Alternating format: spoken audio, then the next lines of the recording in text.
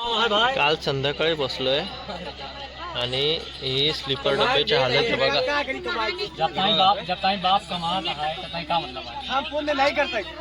Sleeper डब्याची ही condition आहे. Third AC मध्ये पण भरपूर फुल आहे. म्हणजे ज्यांचं कन्फर्म तिकीट आहे त्यांनाही बसायला जागा देत नाही येते. मी ऋषिकेश पासून बसलोय त्यामुळे मला जागा आहे. बाकीच्यांना ट्रेन मध्ये पण चढता येत नाहीये.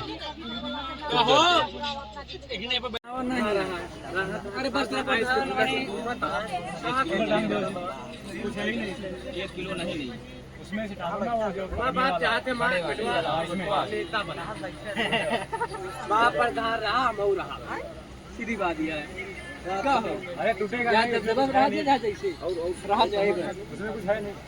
फायनली 4:15 वाजता मी आता प्रयागराज जंक्शनला उतरलोय आणि इथून आपल्याला आता एक रूमला जायचं आहे.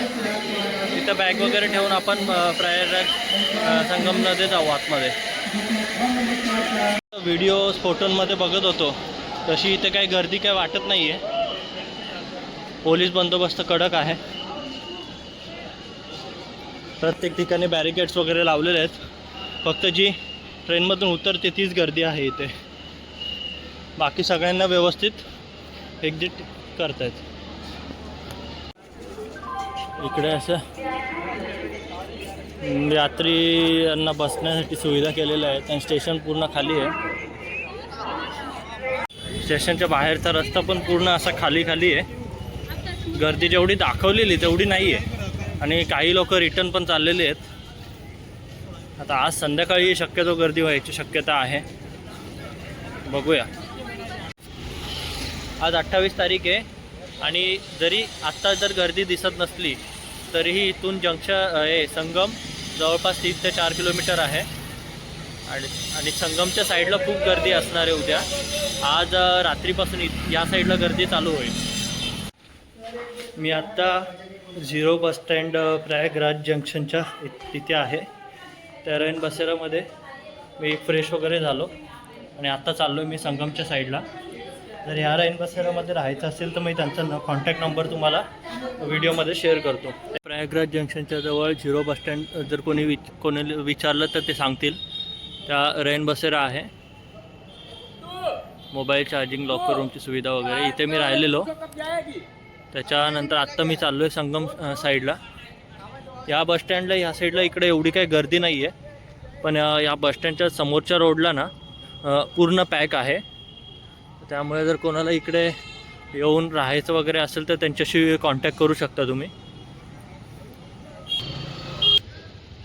0 बस स्टँड आहे. इथून आतमध्ये जायचं आहे.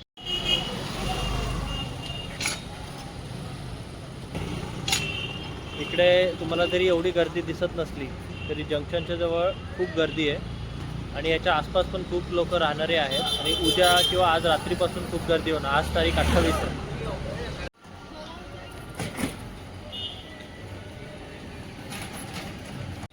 कुठल्या तरी चौकात आलो आहे मी. इथून रामबाग, संगम, नैनी, साऊथ मलक्का, काठापाडका इकडून आपल्याला सरळ जायचं आहे. आपण रोड खाली दिसतोय पण आज रात्रीपासून इथून पण पूर्ण गर्दी असेल.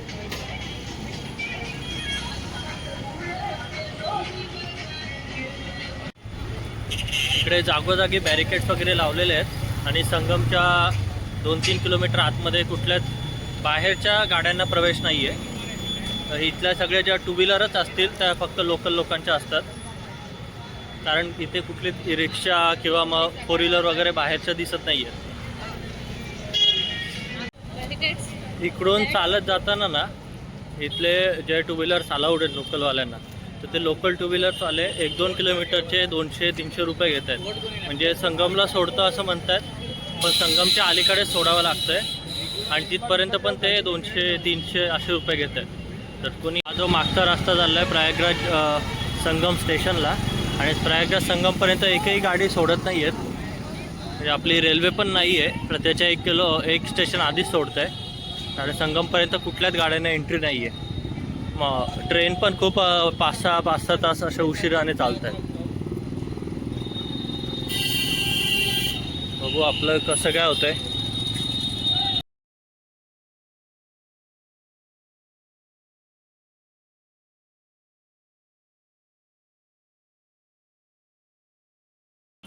लोक अक्षरशः रस्त्यावर बसलेली आहेत. इकडे डोक्यावर मोठी मोठी सामानं घेऊन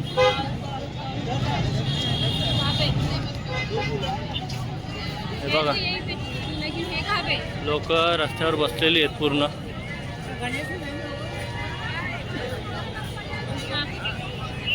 आता इकडून गर्दी दिसायला स्टार्ट झाली आहे. नैनीपासून पुढे भरपूर लोक असे चालत संगमच्या कदाचित तिथेच राहतील आणि उद्या मौनी अमावस्येच्या मुहूर्तावर स्नान वगैरे करून मग तिकडूनच निघतील. बरेचसे लोक आज रात्रीपासूनच तिकडे जातील. खूप गर्दी व्हायची शक्यता आहे. बघूया, आपण पण चाललोय सध्या, कधी पोहोचतोय बघू. आता मी एका चौकात आहे. इस चौक से राइट साइड में जाता है जो रास्ता, वो नैनी के लिए जाता है और नैनी से संगम की दूरी मात्र 2-3 किलोमीटर है. मतलब सबसे नज़दीक स्टेशन नैनी ही है, पर वो हमारी तरफ से आने वाले लोग उधर नैनी उतर सकते हैं.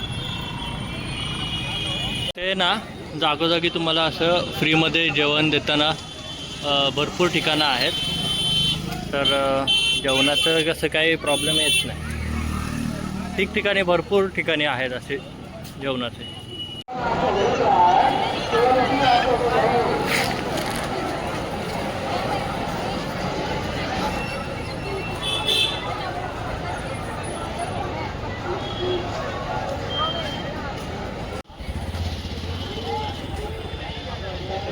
इकडं फक्त लोकल टू व्हीलर्सला अलाउड आहे आणि ते पण दुसऱ्या प्रवाशांना, जर जे कोणी पैसे वगैरे देत असतील त्यांना घेऊन ते संगमच्या जवळपास सोडत आहेत. लोक मिळेल त्या ठिकाणी झोपत आहेत. म्हणजे या ब्रिज आहे ना, हा संगमला जायचा, त्या ब्रिजच्या खाली पण लोक झोपलेली आहेत.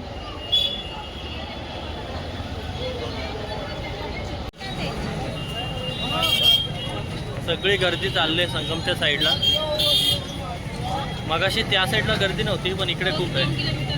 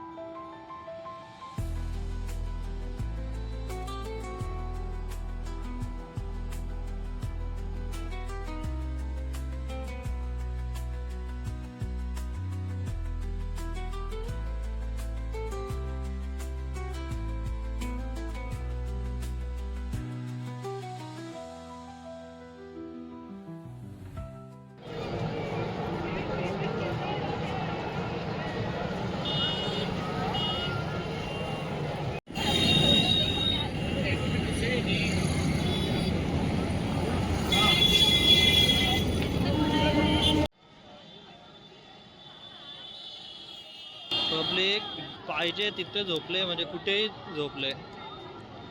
अजून पण स्नान करतायत आणि तिथेच घाटांवर वगैरे झोपलेली पण आहे ती बघा.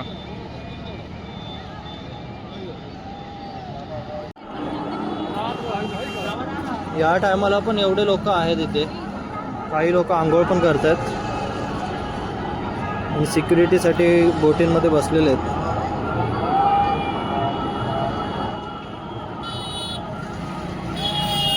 आणि लोक मिळेल तिथे झोपलेली आहेत, खाली रस्त्यावर, घाटांवर, सगळीकडे. अजून उद्या तर खूप जास्त गर्दी होणार आहे. या टायमाला आपण प्रयागराजमध्ये संगमच्या जवळ आहेत आणि समोर संगमावरती काही लोक आंघोळ पण करत आहेत. आणि रात्री तर पूर्ण फॉगी सिटी दिसते. जिकडे बघावं तिकडे लाईट्स आणि फॉग. हा इकडचा ब्रिज आहे, इकडून आपल्याला पुढे जायचं आहे संगमला उतरायला.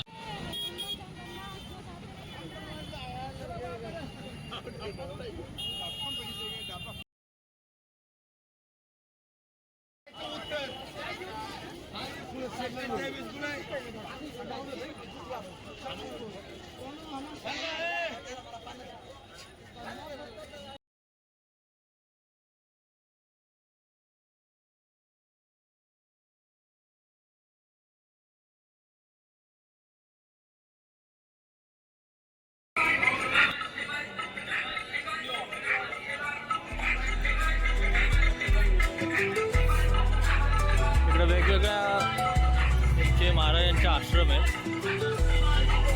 आणि आखाडे आहेत.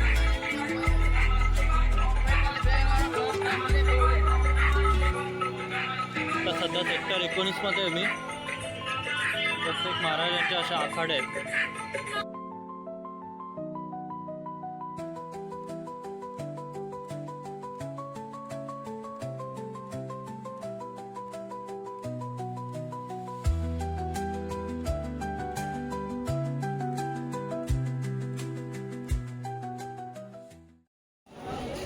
हे अश्वद्वार आहे आणि इकडून मी आता सेक्टर 18ला चाललो आहे.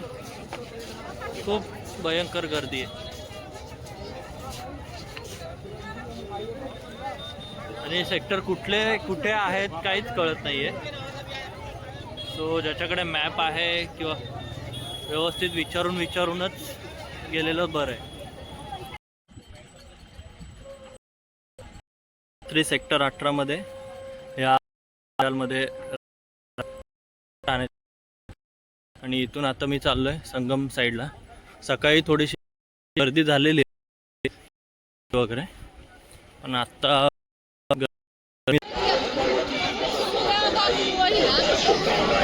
हे समोर संगम आहे. संगमला जायलाच खूप गर्दी आहे. या रोडवर नुसती तुफान कचऱ्यासारखी गर्दी आहे.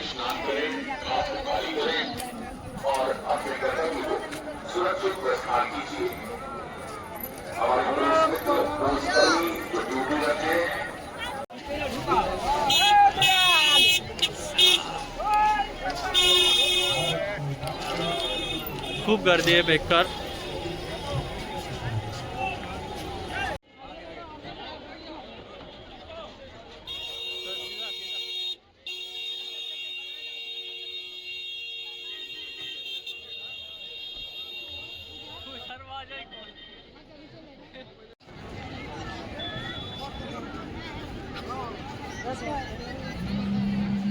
समोर दिसतोय तो नदीचा घाट आहे, संगम घाट. तिथून आपल्याला आंघोळाला जायचं आहे आता मला. आता मी संगमला आलेलो आहे,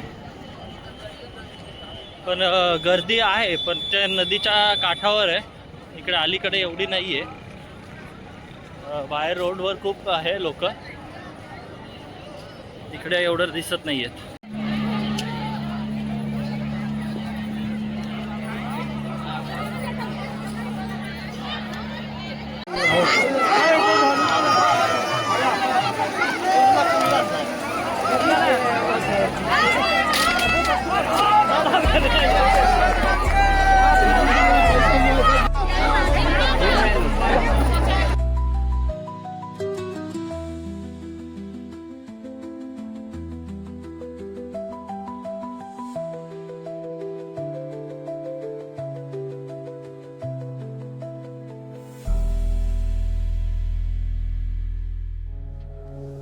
Hari Om Namah Shivaya.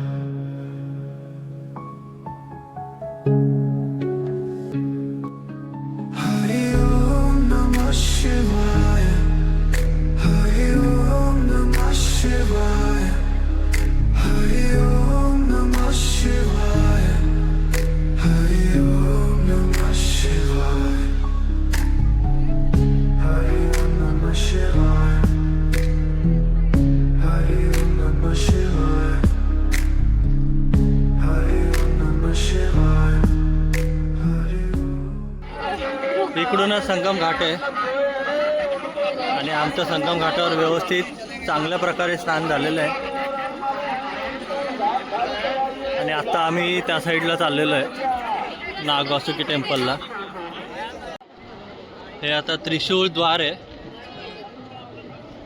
यहाँ से हम अभी नदी क्रॉस करके उस साइड जाएंगे और नागवासुकी टेम्पल के लिए, और 3 किलोमीटर चलना है यहाँ से। तो वे टेम्पल से फिर प्रयागराज के अंदर जंक्शन के लिए निकल जाएंगे।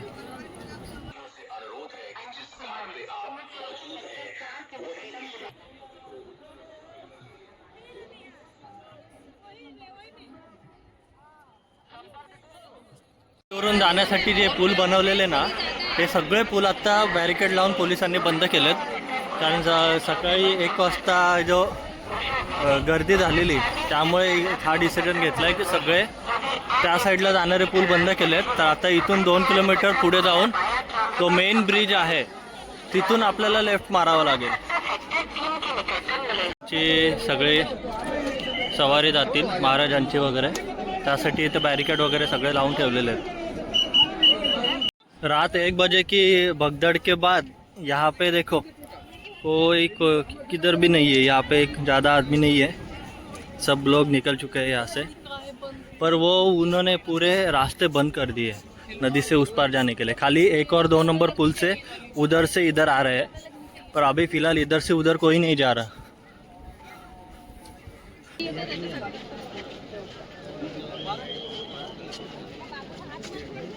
कोणीतरी महाराज VIP येतोय त्यासाठी बाकीच्या लोकांची वाट लावली, बॅरिकेड वगैरे लावून।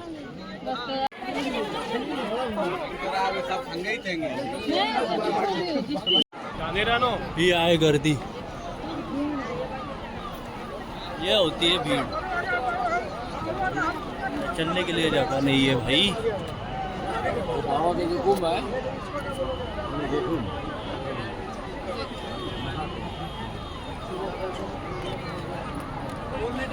सामने यहाँ तक जाने के लिए 1 घंटे से चल रहे हैं।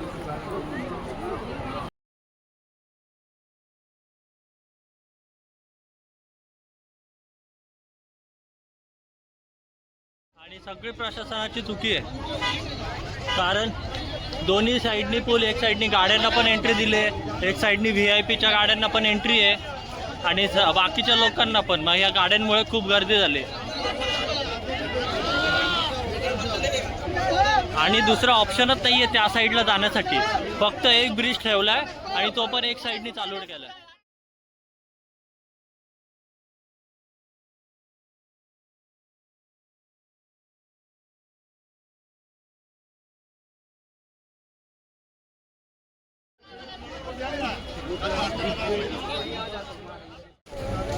हालत खराब झाली, हालत।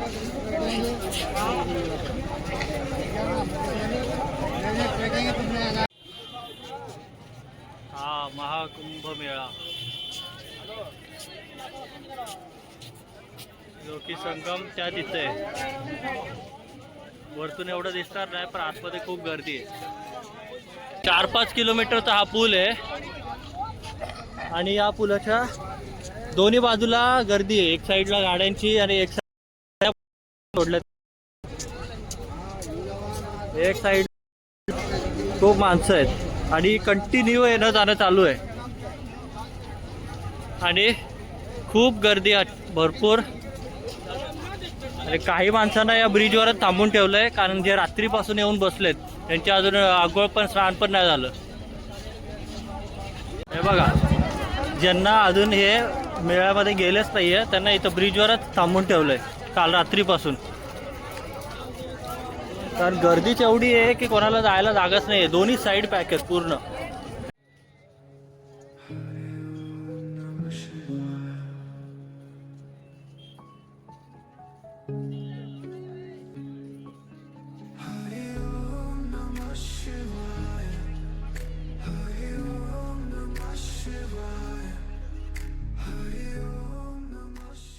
पूल बनवले आहेत पण ते सगळे बंद केलेत आणि हे जर चालू असते तर इकडची गर्दी खूप कमी झाली असती।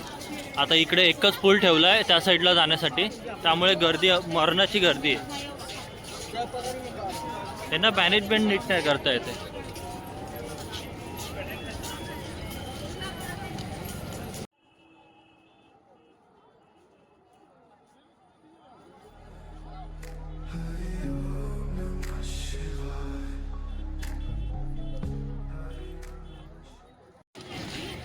मेले में जली हुई गाड़ियाँ महाकुंभ के मेले में यहाँ पे ऐसे रोड पे रखी है. आता आम्ही उतरलो आहे महाकुंभच्या संगम क्षेत्रातून बाहेर आलो आहे आणि इकडे एक राम मंदिर बांधलेलं आहे तिकडे चाललो आहे. आणि हे सगळं जत्रेसारखा माहोल आहे इकडे.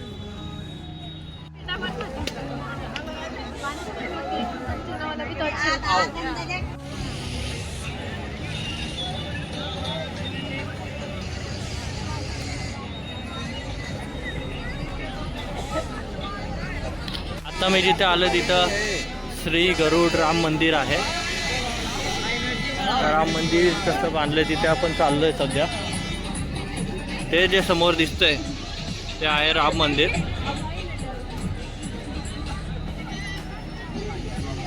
आणि इकडे पूर्ण जत्रा भरवली.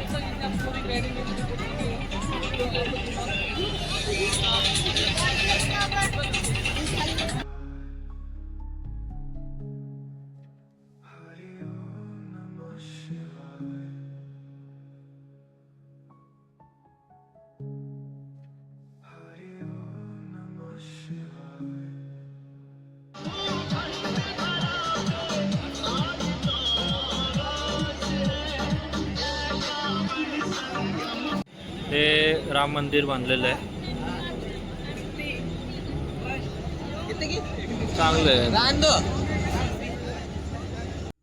तर आपल्या ह्या ब्लॉगचं मी इथेच एंड करतो आहे आणि ब्लॉगचा आणि आपल्या उत्तराखंडच्या सिरीजचा पण इथे एंड होतो आहे.